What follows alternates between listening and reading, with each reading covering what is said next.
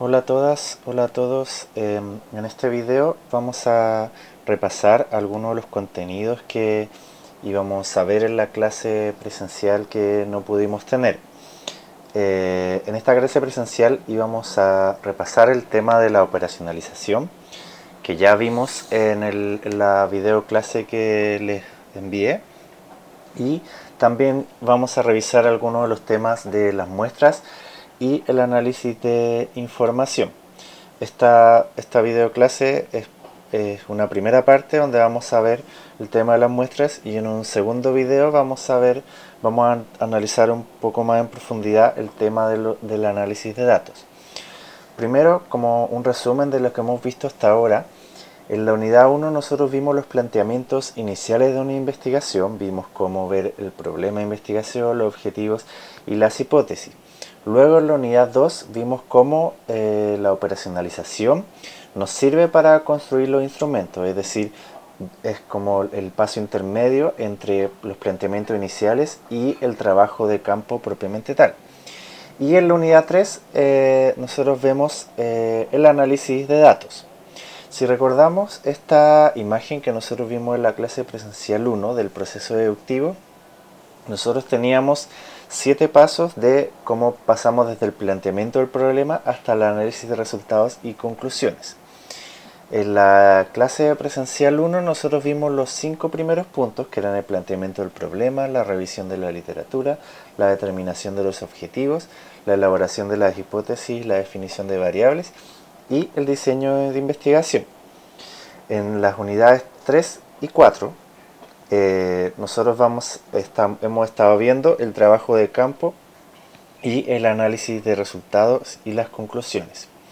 En esta video clase entonces nosotros nos vamos a centrar en el tema, en el punto número 6, que es el trabajo de campo.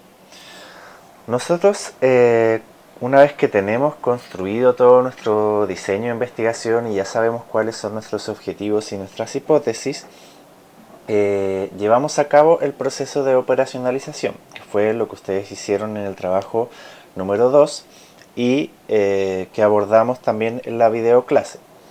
A partir de ese proceso de estructuración lógica de pasar de las variables abstractas a las variables concretas, nosotros entonces pudimos plantear preguntas que van a ir en nuestro instrumento de recolección de información. Ese entonces es el objetivo final de la operacionalización. Entonces, con estas preguntas nosotros podemos plantear nuestros instrumentos, que pueden ser encuestas, que es lo que generalmente se hace, pero también pueden haber listas de chequeo, test u otros instrumentos de medición que nosotros podamos utilizar, ¿cierto? Entonces, cuando nosotros ya tenemos identificadas todas las preguntas que van a ser relevantes para medir nuestras dimensiones, subdimensiones y el concepto finalmente, podemos plantear nuestro instrumento con las preguntas que nosotros elaboramos. Estos instrumentos se van a aplicar a un conjunto de sujetos que van a ser seleccionados para que nosotros podamos hacerle las preguntas o hacer las observaciones. Estos sujetos entonces son los que van a componer la muestra, y ahí entonces entra el concepto de muestra. Para que nosotros podamos entender qué es una muestra, tenemos que entender primero qué es la población. Y la población no es nada más que el conjunto total de las personas, objetos o elementos que se encuentran en una región determinada.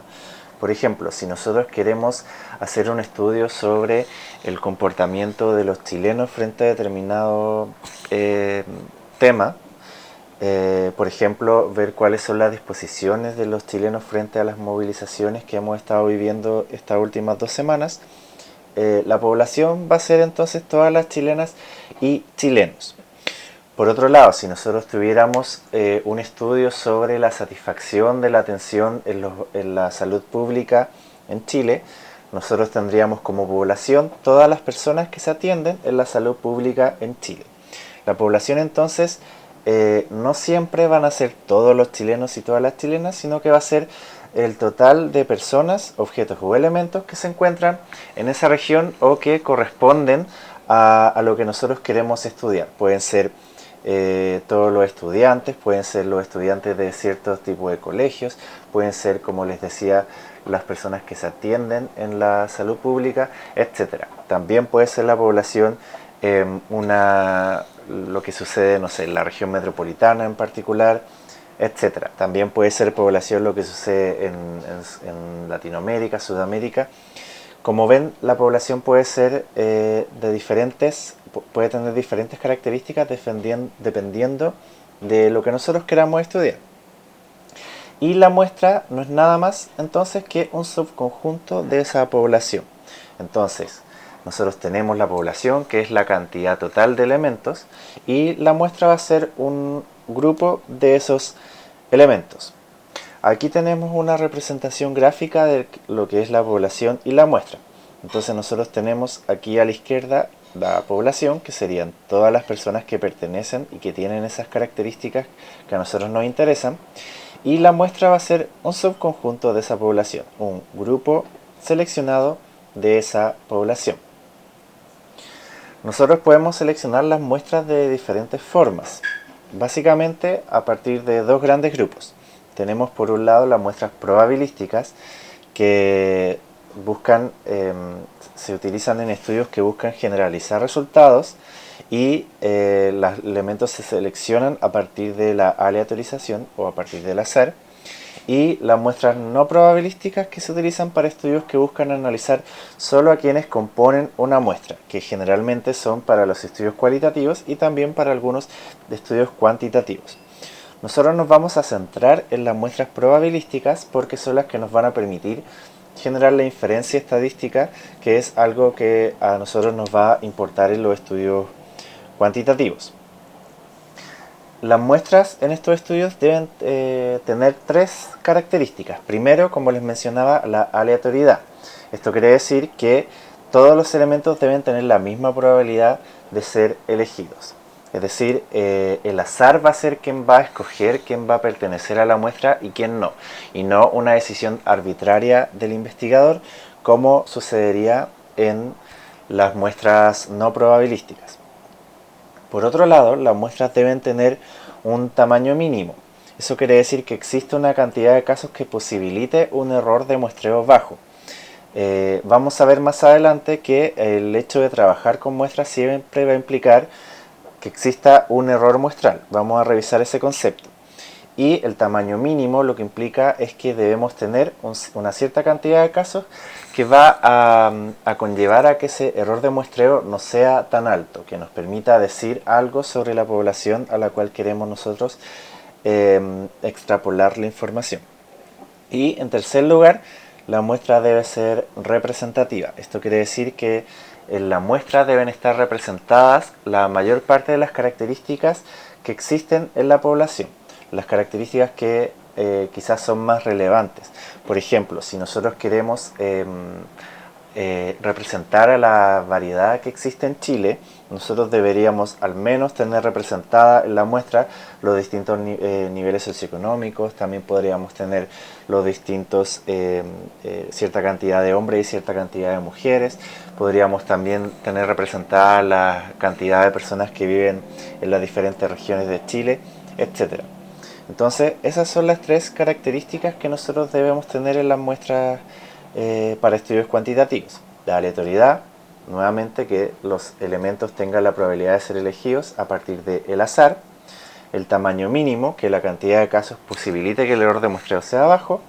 Y la representatividad, que en la muestra exista la misma variabilidad que en la población, que las diferentes características estén representadas en la población. Eso entonces es respecto a las muestras, las características que deben tener las muestras. Ahora, respecto al análisis de la información, una vez que nosotros ya hicimos nuestra operacionalización, tenemos nuestro instrumento, ya seleccionamos la muestra y aplicamos el instrumento, nosotros vamos a contar con una serie de datos que debemos analizar. El tema de cómo seleccionamos la muestra efectivamente es algo que no vamos a analizar en este curso porque es un tema más complejo, pero sí me interesa que en este nivel entendamos qué es una muestra, qué es una población y qué características debe tener la muestra. Entonces, respecto al análisis de la información, nosotros debemos tener claro, como vimos en el curso de Fundamentos Estadísticos del curso anterior, que existen dos tipos de estadística. Una es la estadística descriptiva y la otra es la estadística inferencial. La estadística descriptiva refiere a la descripción de datos y a las relaciones entre ellos, y básicamente lo que hace es analizar los datos que obtenemos de la muestra que van a ser válidos para esa muestra, no aspira a generalizar resultados. La estadística inferencial, en cambio, sí aspira a generalizar resultados y lo que busca es extrapolar los datos a la población de la cual fue extraída la muestra. Es decir, no nos basta con analizar solo los casos a los que encuestamos, sino que queremos decir, a partir de los datos que observamos en esos encuestados, qué podemos decir de la población a la que pertenecen esos encuestados. La estadística descriptiva cuenta con una serie de medidas, como las medidas de centralidad, las medidas de dispersión, las percentiles y los porcentajes, en las que no vamos a entrar en detalle porque las vimos en el curso de Fundamentos Estadísticos y también porque las vamos a analizar en los foros a partir de básicamente del análisis de gráficos, ¿ya? Me gustaría centrarme en la estadística inferencial, en la parte que vamos a terminar este video, y en el segundo video vamos a ver algunas de las técnicas de la estadística inferencial. Pero antes de terminar me gustaría mencionar qué es la estadística inferencial. Entonces, aquí se buscan extraer conclusiones acerca de la población observando lo que sucede en una muestra, que es lo que ya les estaba comentando. Y aquí vamos a ver el tema del error muestral. Debido a que la muestra es un subconjunto de la población, siempre va a existir un error muestral o, lo que es lo mismo, un error de estimación. Como la única forma de que nosotros tengamos certeza de que lo que observamos es lo que sucede efectivamente en la realidad, es que nosotros encuestáramos a toda la población, a la totalidad de la población, y ahí nosotros no vamos a tener ningún error porque vamos a estar observando a todos los casos.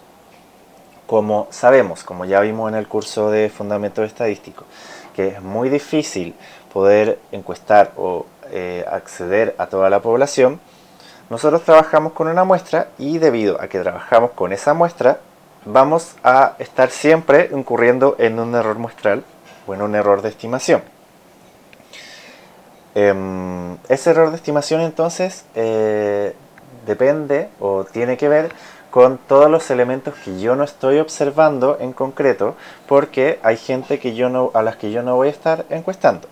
Esa entonces es la noción de error muestral, ¿ya?